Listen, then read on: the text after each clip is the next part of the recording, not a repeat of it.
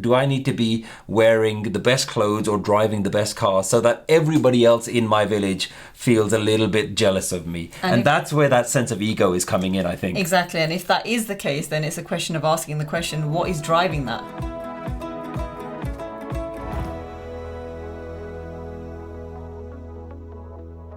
What's really interesting is if we look at the wider, almost the psychology of fashion itself, what are the brands doing?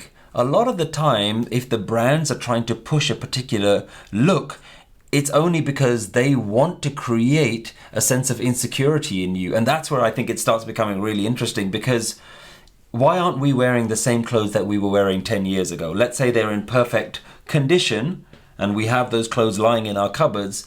We're not wearing them because we have actually now been told that that way of looking, which was fine 10 years ago, is no longer good enough now. So what's happening there is if you think about the fashion brands, they are constantly telling you how to look.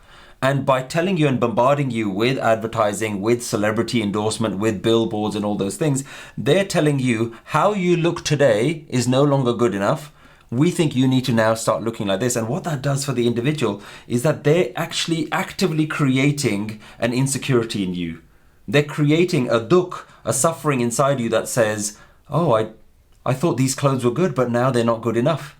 And for me, that's a really interesting point where, and it's not a blame or a judgment on the fashion industry. It's really for you to start reflecting, am I now doing this just because I feel insecure about my perfectly good clothes? And I feel like I need to go into this. What do you make of that? What do you think? I feel like definitely we are, to a certain degree, slaves to these big corporations. And it's very difficult to not get brainwashed and to get influenced.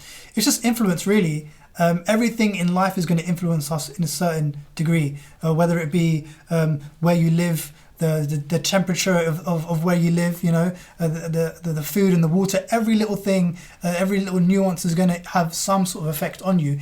But I don't feel like that whole sense of fashion and self-awareness is just exclusive to the fashion industry, because I have been, when I go to the gurdwaras, I go to programs, I've come across individuals who take a lot of pride, maybe a bit too much attention and pride in how well their kurta looks. It's just a kurta. But now we have people that check out the stitching of my kurta, check how flashy my kurban looks. And now that's become sort of that fashion statement, you know? So I feel like you can't escape it. It's everywhere. So it's all about the individual. Is that person strong enough to not let society affect them? Because it's going to affect you. If it's not going to affect you in these big high street stores, it's going to affect you in the gurdwara as well. That's a really fascinating point, because some people will think that they've rejected fashion. They're only going to wear Punjabi clothes, Sikh clothes, whatever that means, whether they wear kurta pajama or salwar kameez, or they're going to wear a traditional Bana Amritari sort of look. Even then, I remember when I first was blessed with Amrit, even then I remember comparing myself to the other Amritaris that I looked up to. So I was like, oh, I want to tie a dastar like that guy is tying it. Or I really like that massive kada that he's wearing. And you do that regardless, even if you think you've now transcended fashion and you no longer relate to those things, you're completely doing it. And we can now even branch this out to everything else, even comparing one person's car to another person's car, person's job, even how they dress their wife, their wife dress, their children dress, what lifestyle somebody else has. You're absolutely right. You are going to compare yourself, or your mind is going to want to compare itself to absolutely everything. So this discussion now becomes not just about the clothes that you wear. Fashion is literally anything that influences you. Yeah.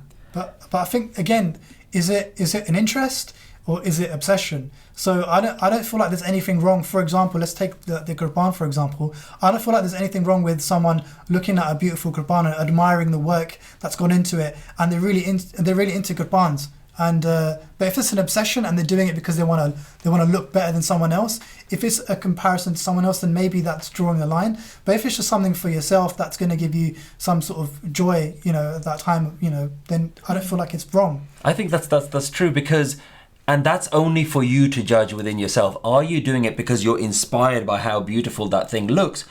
Or is there an element inside you that says, I want other people to know that I look the best? Out of everyone who's looking like this, I want to look the best. And the psychology of this goes even deeper, because if we look at human beings have always throughout time being what I've called tribal animals. So that means that we're not people, we've never evolved as these individual people living out in the forest on our own. We've always lived in groups, in villages, in tribes. And part of being within a tribe, I think it's coded in our DNA, is that in order to fit in within the tribe and not be rejected by the tribe, you just do what everyone else is doing. So if within the village everyone is dressing a particular way or doing a particular thing, as a sense of security for you to remain within that village, you've got to participate in all the practices that village is doing. So I really think it's coded deep within our human evolution that we are always going to compare ourselves to other. The question now comes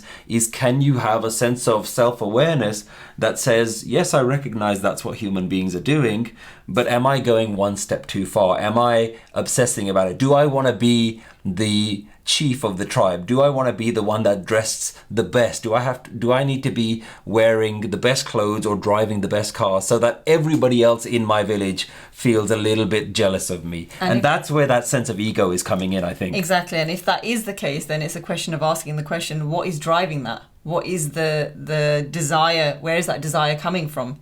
Is it from pride? Is it from ego? Is it from wanting approval and praise? And it's exploring that. It's so deep, isn't it? We can go exactly where you're saying is, why do you want to look the best out of everyone? What's that suffering and dukkha inside you that you're trying to get that peace from somewhere else? Because certainly the Guru is always saying, don't look for your happiness outside. Address the fact that you have this suffering inside you and go into that, look into that.